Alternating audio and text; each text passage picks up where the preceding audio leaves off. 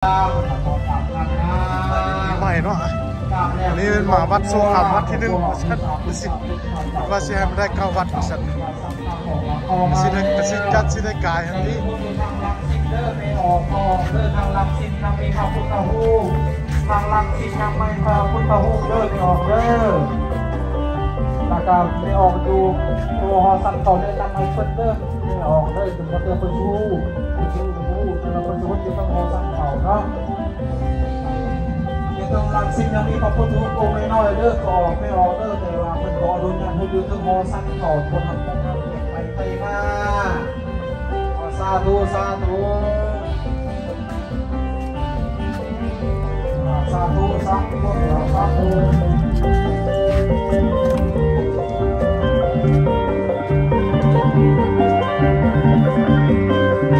ตักบาตรวัดแก่นมีน้อย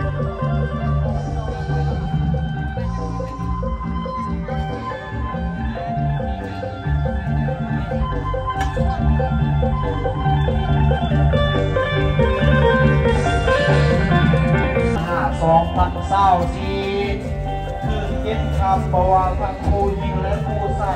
ยและผู้หญิงถ้าท่านใดบ่มีเบียดท่านต้องมีสิ่งมุ่งเงินหาสมกันเสียสีประกาศที่มีใจขอพี่น้องนะครับผู้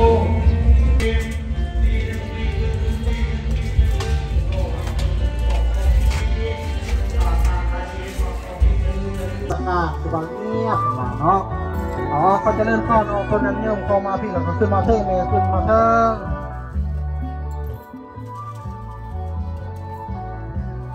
บอลใดบอลสุดบอลงามบอลใดงามหูงามตาต้องออกก็สามารถซึ่งสุดออกตึงยันรวมใจท้ายผู้ใจเลิกออกไม่ออกเลิกเอาผู้ใจถ้าท่านใดมีน้ำมนต์หรือบ่มีน้ำมนต์ก็เอาฟรีสามารถได้เดี๋ยวแจกน้ำมนต์แจกฟรีท่านใดจะมีจิตใจใส่ศรัทธาหรือว่าปัจจุบันใจโปรดโอ้ใส่ตู้บริจาคเนาะไม่ออกเนาะเงินนี้คนบริเอาไปใส่เงินนี้เพื่อจะสร้างสาวังว่าอนาคตของเราทัดหลวงอันนี้วัดที่2แล้วด้วยมาวัดทัดหลวงหลวงสิคนหลายเนาะหลายนะวัดทัดหลวงบัดนี้บูชาวัดมาส่งคนส่งวัดทัดหลวงเด้อ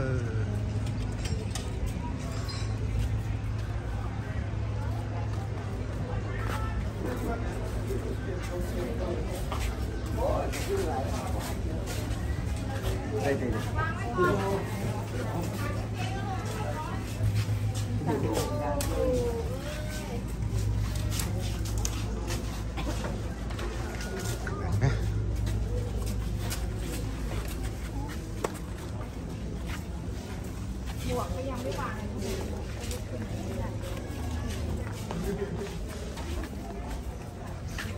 ก่อนหน่อยเนาะส่งพุ่นไปธรรมดาเพิ่นเอาใส่พุ่นเอาใส่ห่างพุ่นก็ไล่มันนี่ธรรมดาเพิ่นใส่ห่างถึงวะ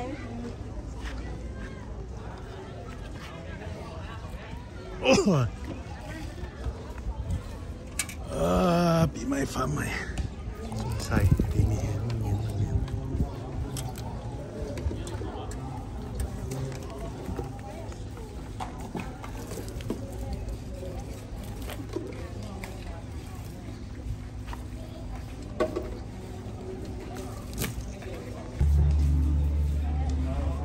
ขึ้นมาเถอะ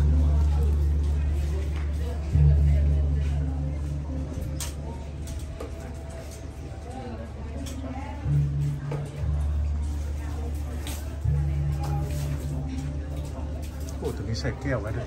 ไปสิขายได้วะดูได้แล้วเนาะคำเทวะนี่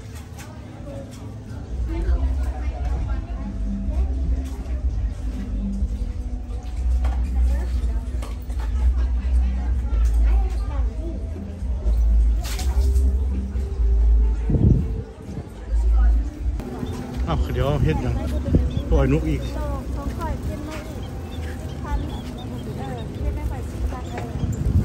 นกปล่อยหนูว่าสัตว์อะไรไม่ าใหม่ปีใหม่ ปล่อยก็ได้แล้ว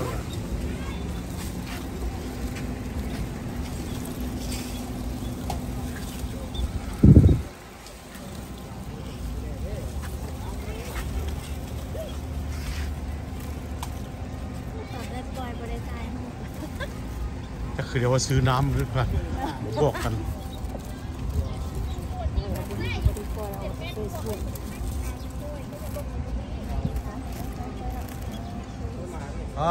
มีอิสระ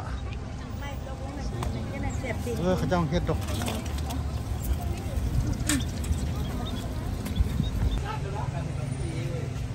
มีหมู่พญานาควัดธาตุหลวง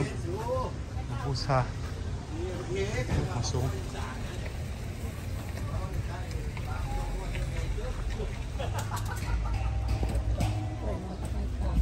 ปล่อยแล้ว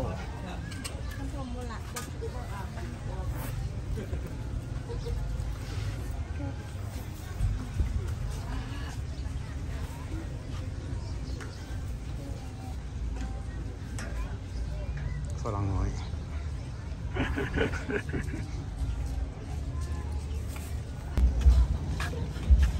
โอ้ยเดินธาตุหลวงขายข้าวกินแบบบุญเลย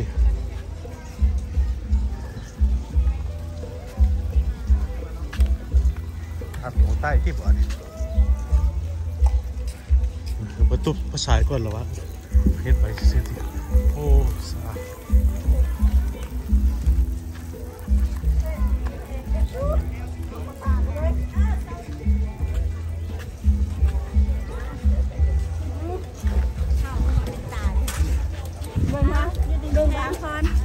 โอ้โคตรหลายพูด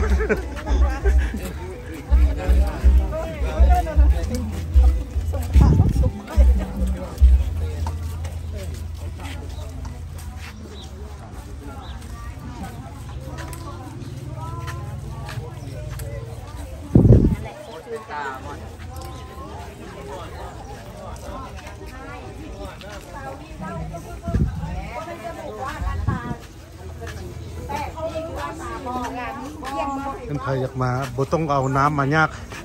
มาบูชาอยู่นี่รถบูชาโลดนี่น้ำบูชาให้เห็นเรียบร้อยมักเอาคู่มาโลดหิวคู่มาพร้อมแม่นได้ไปเองนะชื่อมาที่เกตโอ้ย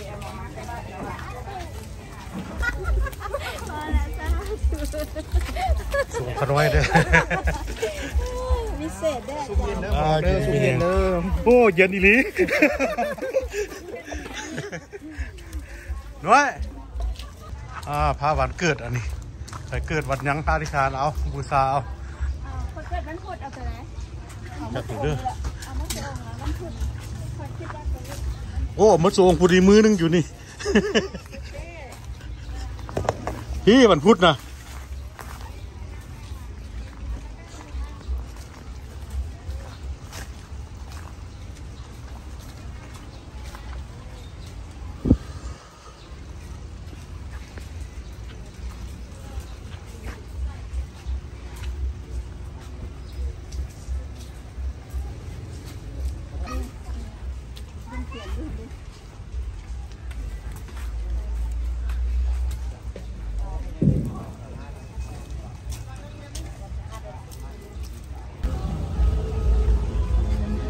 ท่านหลวงใต้บ่ท่านหลวงเนื้อบ่จักบ่เลยเป็นใต้ตุนเป็นเนื้อแล้วเนาะ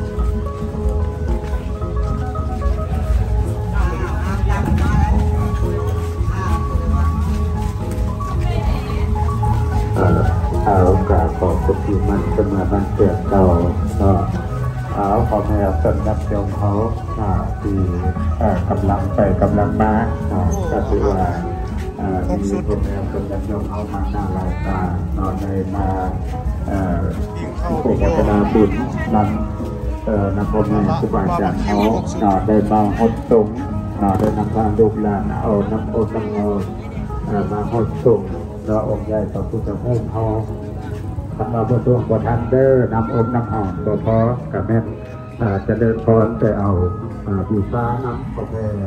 เอาเกลือเอาหน่อยดีเลยคอยบริการนำอมน้ำหอมไปผูกแขนหน่อย โอ้ไปหือปิดบ้านกันดีดังเดิมด้วยนี่นะเป็นเรื่องตอนเอาไปดูตาเอาไปเจอเอามา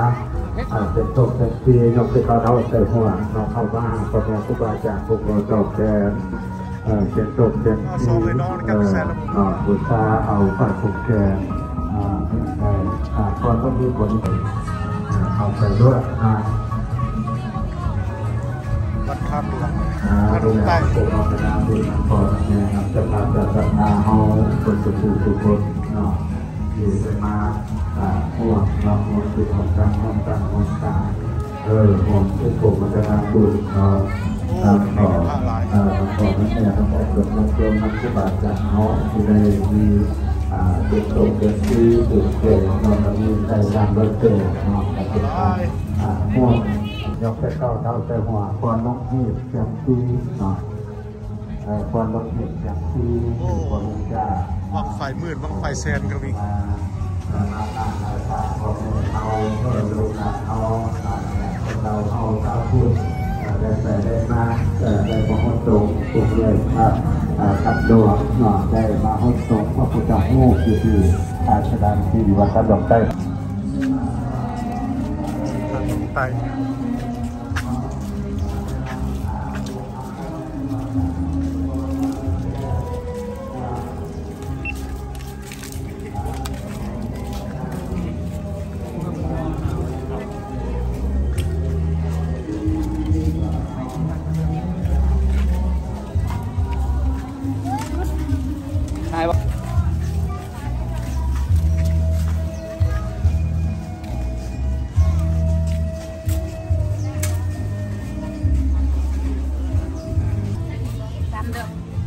ปลาหมึก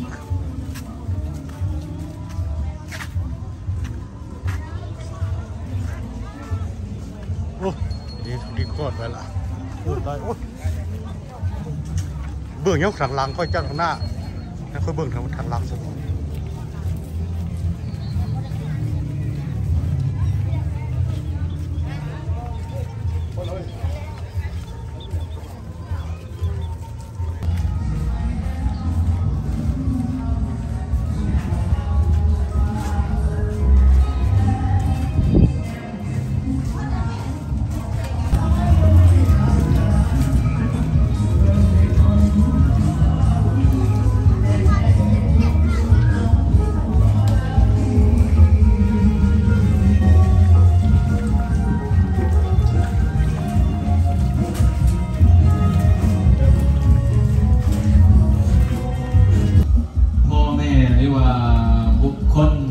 วัดหนองบอนเด้อก็วัดหนองบอนวัดยังก็วัดนาไซวัดนาไซเพื่อว่าสมมาคารวะเพิ่นขอพรนะเพิ่นเนาะขอบุญขอคุณนะเพิ่นพ่อแม่เฮาอยู่บ้านอยู่เฮือนเด้อลูกหลานทั้งหลายเฮาก็อย่าลืมเพิ่นเนาะนอกจากนั้นแล้วก็มาสงครูบาอาจารย์เฮาก็ได้เด้อ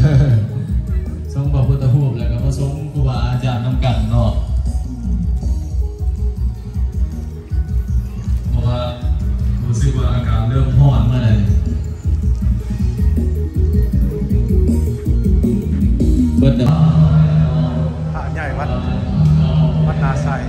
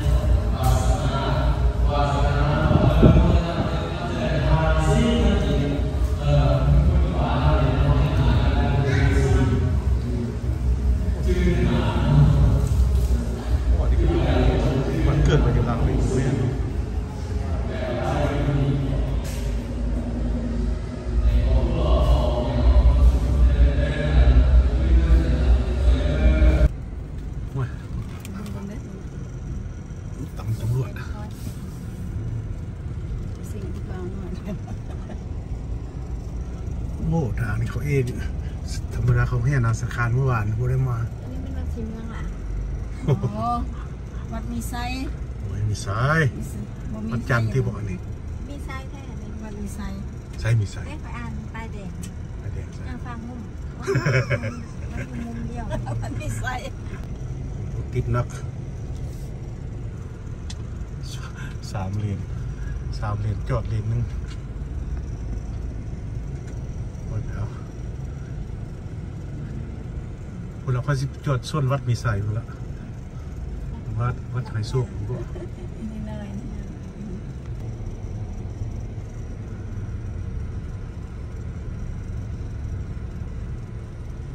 กระทึกนึกหนองรถติดอย่างหนัก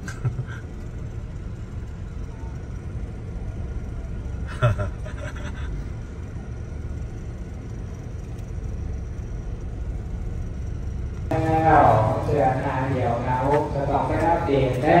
อันนี้คือการอัปเดตใหม่ หน้าวัดมีสายเด้อ แต่มันคงท้าวอนงามงามไม่ได้รอว่าอย่างโน้มเกิดตั้งตาหน้ามันงามตัวตีกันงามคนงามคนงามได้เนี่ยเนาะเลี้ยวไปทางซ้ายไปทางขวาแล้วก็พอใส่แว่นตาดำสังเกตนะเนาะยืนซึ่งดึงอยู่เนาะมาคิดจะมาเดี๋ยวพ่อเจ้า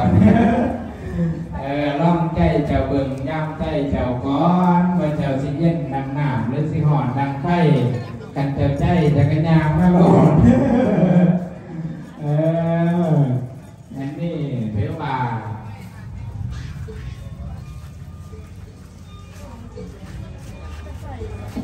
เทวา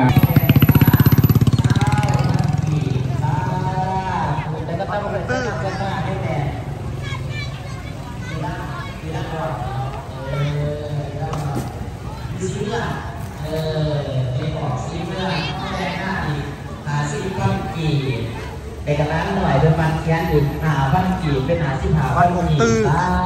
ดูอันดีที่ในกุ้งเป็นดูดีๆของพ่อของแม่เป็นซีดีๆของครูบาอาจารย์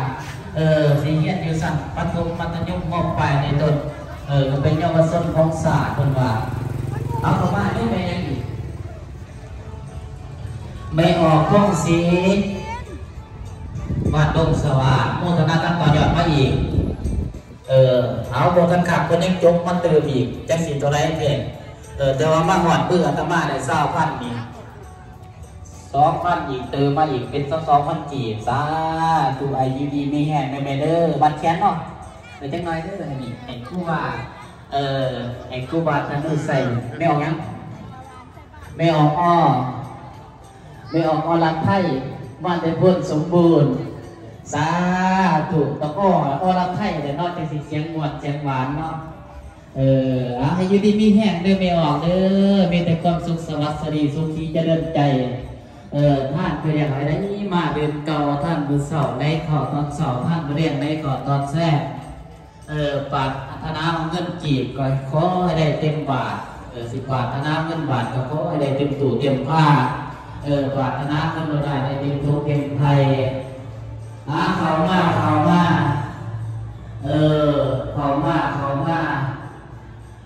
อย่าสีขวางงานได้อย่าสีผ้าตัวเองเอาอย่างนี้สักผ้าขอรู้ว่าไม่ออกคนเนี่ยทำสื่อไม่ออกเป็นสมองว่าแต่ละนี่หรอวัดองค์ตื้อพระใหญ่วัดที่นั่นตลาดก็เราได้แค่โน้ตนั้นมาอีกไปมาที่ไปสร้างบ้านสมัยอะไรครับอย่าสิปินข่างใส่คือปิ่งป่าคือเป็นไรตักอยู่นี่ก็มีแต่พามใส่พามบุญพามกุศลตอนทำปฏิสัมพันธ์ออกตนญาติโยมก็เป็นหันคล้ายเครื่องในพสิมาเนี่ยตนแต่กระยานกลายกันซื่อเพราะว่ามันอากาศค่อนข้างกดกันอดี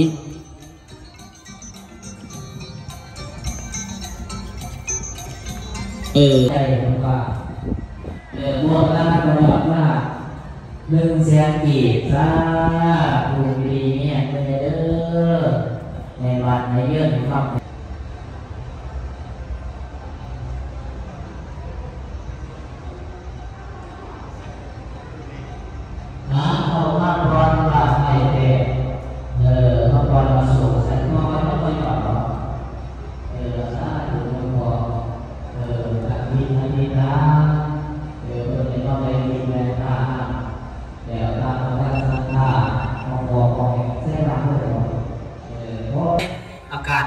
กินน้ำเย็นลงไปเนาะไปได้จัดบัตรเนี่ยวัดที่3ซื้ออายยังอีสิรวนใส่สวรรค์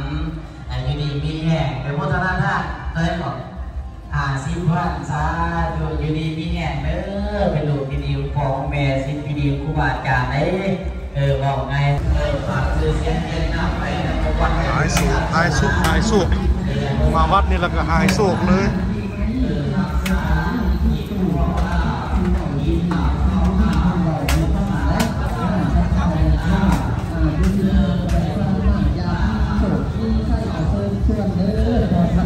ใส่เรื่องใส่เรื่องทองตอนใส่ทองแรกการดูการให้การดูการใส่การเฮ็ด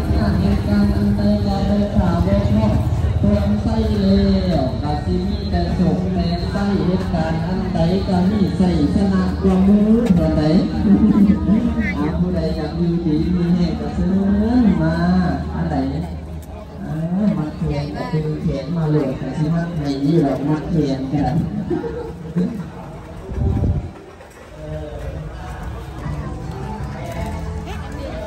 สุกวัดหายสุกแต่ที่เส้นทางลินมาผมมีเนาะอันนี้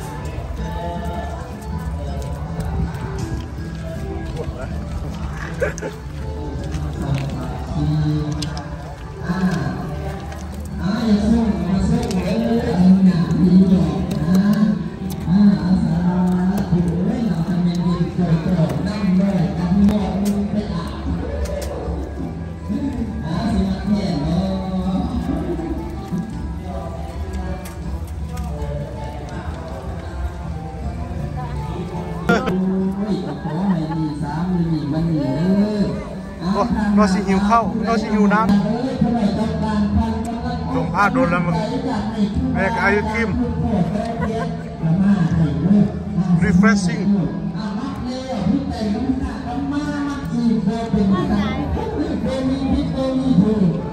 เรียกแต่สักผ้าบางคนก็อาจารย์เพื่อนพูดขอแต่แกนแล้วยังไม่ไปมันแกนเงินเงินสักบุษเรือเพื่อนที่เก่ามาหาม ดเกี่ยวน้อยนางวันขอยกคาถาคุณมาหาดิผู้ใดที่มามัดจะมามัดจะอารมณ์ยังดีแต่อารมณ์วันนี้แหละช่วยประหยัดมัดจะน้อยนะบ่ะจะน้อย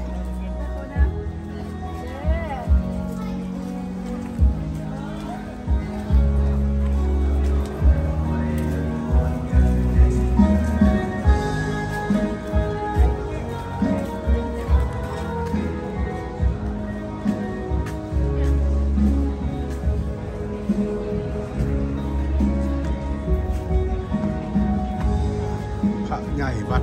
ขายสุก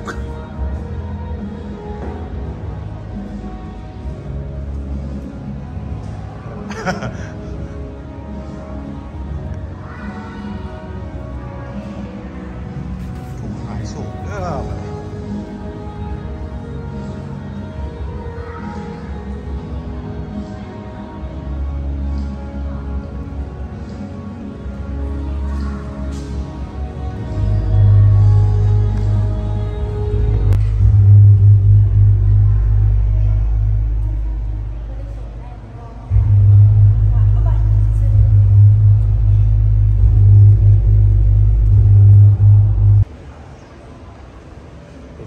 ของอัฐะว่ามันจักก่อต้นเป็นต้น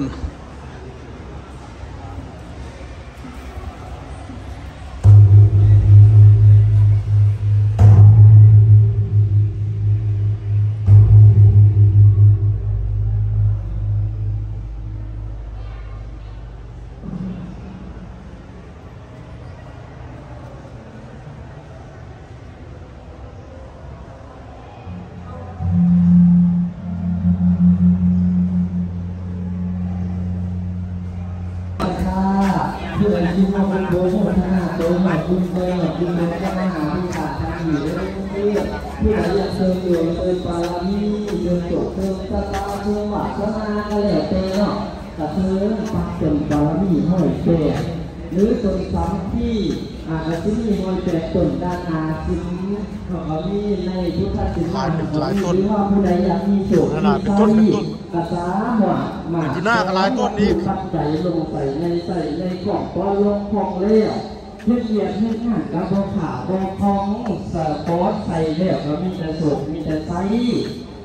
เฮ็ดเวียกงานการอันใดก็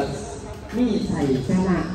ผู้ใดอยากอุทิศไถ่ทานคือที่รวมรับญาติพี่น้องคือที่รวมรับขันไปแล้ว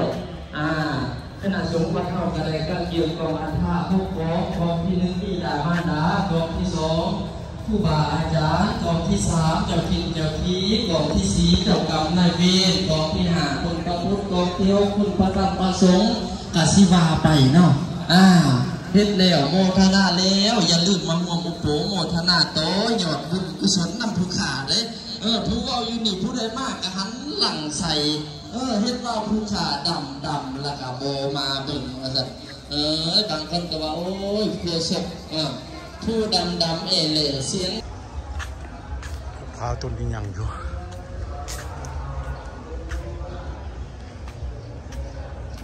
โอ้น้ำสร้างตัวนี้เคยมาตักอยู่เด้อน้ำสร้างตัวนี้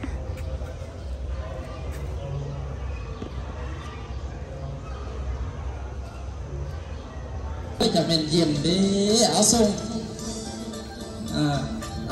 แล้วก็อย่าลืมไปแวะซื้อสบู่ยูบิ๊กซี่ให้เด้อก่อนมึงโฆษณาสร้างสลาวุฒิข้างบัตรมีไซจำนวนบัตรใจ50,000 กีบสาธุอยู่ดีมีไซเดอร์เมียวเพื่อยังมายืนยาบัตรภาษีในพรรษาวันหน้าไอไซซองเดือดเที่ยวเจาะยาพองญาติสุขะก็สุขลดล่ำพญาโรคขายาบังเบียดภาระให้มีสุขภาพเข้มแข็งเด้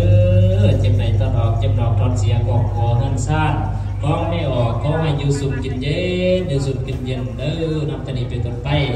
มีเงินทองไหลมาตลอดปีตลอดไปทำมาค้าขึ้นเด้อสาธุต่อไปถือว่าญาติโยมเนาะที่เดินทางมาคนวันมีไส้การจะเล่นพอดเนาะยกข้าสารในข้าขวดเขามาทางสลาวุฒิธรรมดีเด้อยกเด้อมันสุขเนาะก็ได้เรือผู้ไหนได้เนาะก็ได้ตีข้าวเปลือกก็ได้เรือข้าวสารที่ครูบาอาจารย์ได้บอกเนี่ยกันไปกันมาเนาะก็ได้นั่งไม่ดีกันที่ได้ยิ่งมัดมือมัดขึ้นนั่นแหละบอกไม่ออกผู้ใส่แว่นไม่ออกผู้ใส่แว่นพอดีมาตั้งนี้เด้อไม่ออกเด้อตามาตักบาตรให้ตาเด้อ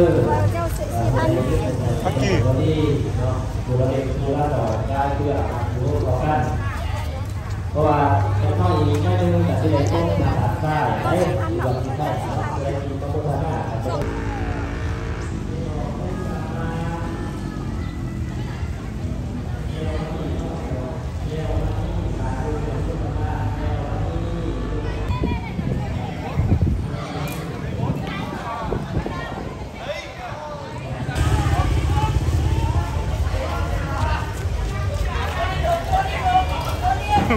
มาบักบานแก่ท้อง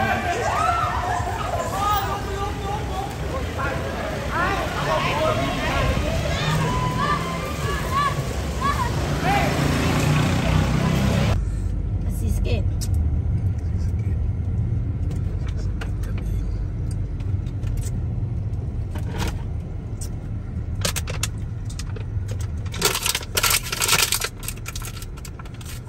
ไปกูได้วัน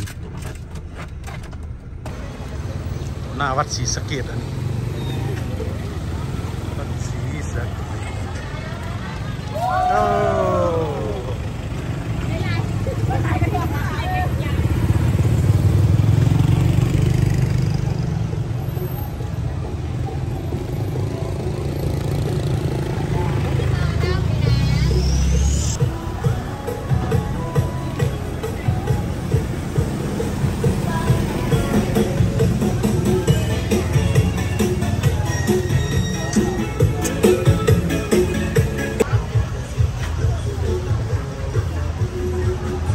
ดศรีสะเก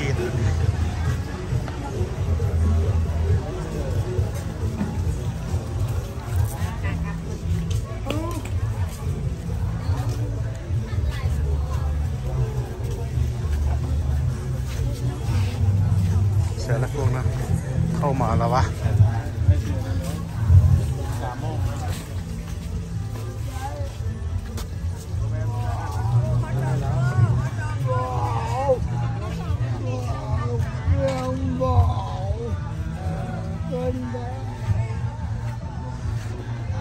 านขาย ครูบาอาจารย์เป็นน้องนำพาโดยพระอาจารย์เนาะแหล่งนี้ก็เป็นบุญเป็นกุศลขออยู่ดีมีแห่งกับเจ้าได้สเกตมีเด้อให้เจ้ามีอย่าทุกข์อย่าอ่อนอย่านอนนั่งยืนเดินให้เจ้าเดินสันติสุขทุกวันเล่งเศร้าอย่าได้เหงาหรือไทยว่าไอ้ให้เงินสวงอย่าสงการนิมนต์เล็กน้อยแบบต่อได้จะเบิ่ง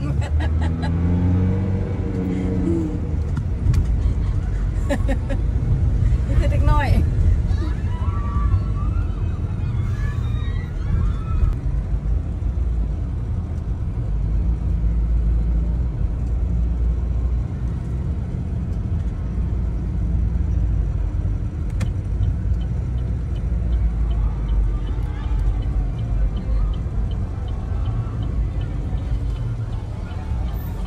เอาไปตู้นี่